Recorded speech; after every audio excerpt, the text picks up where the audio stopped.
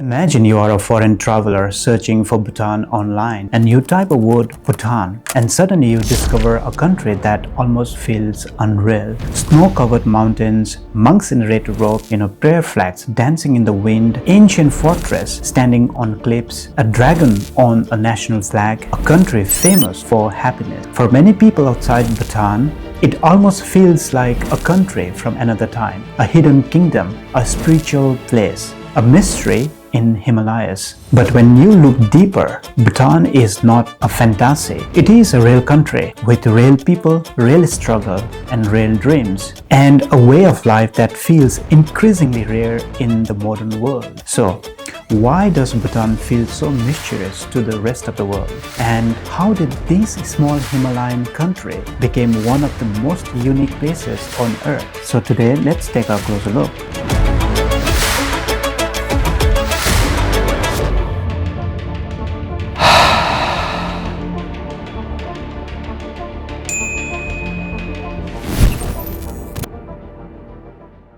I never thought my country was mysterious. To me, Bhutan was simply home. But something changed after I left Bhutan.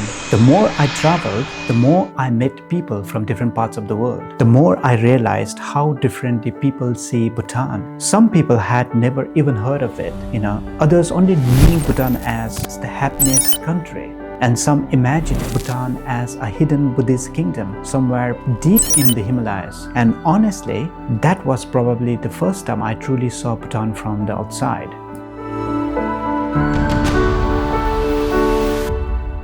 Because when you grow up inside a place, you don't always realize how unique it really is. But Bhutan is not simply an ancient kingdom frozen in time. That is another misconception, because beyond the monasteries and mountains, there is also a very modern Bhutan quietly emerging. Young people driving luxury cars through Thimphu, which is a capital city, modern cafes and growing nightlives, new hotels and hospitality businesses, apartment buildings rising in the urban areas, young entrepreneurs, digital creators, and ambitious projects like Yelefu Mindfulness City, trying to shape Bhutan's future.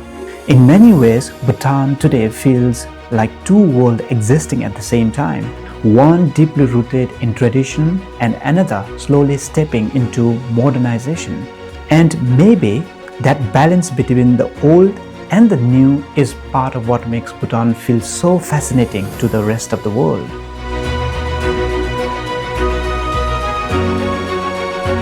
Imagine trying to visit Bhutan 50 years ago. No modern highways, no international airport, no internet, no social media showing the world what Bhutan looked like.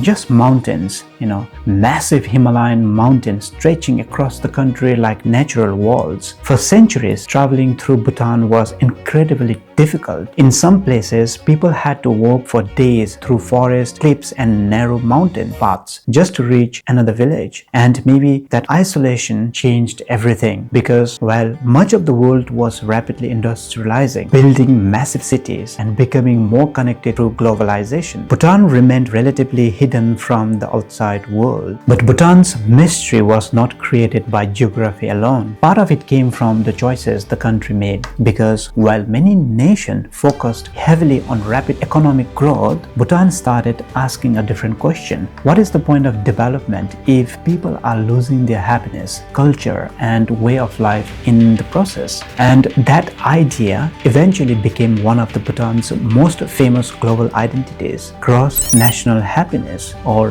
GNH. I think of a country that's famous for promoting the concept of gross national happiness, where happiness is valued above all else. A country talking about happiness while the rest of the world was chasing endless economic growth. But Bhutan's approach was never simply about being happy. It is about balance, protecting culture while modernizing, protecting nature while developing, trying to grow economically without completely losing national identity. And you can actually see that philosophy reflected across the country. More than 70% of Bhutan is still covered by forest. Bhutan is also known as the world's first carbon negative country.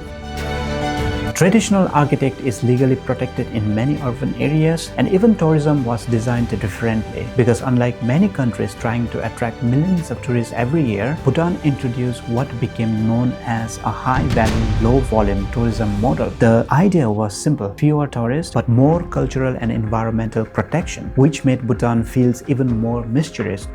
For years, many people saw Bhutan as the hidden Himalayan kingdom, the last Shangri-La.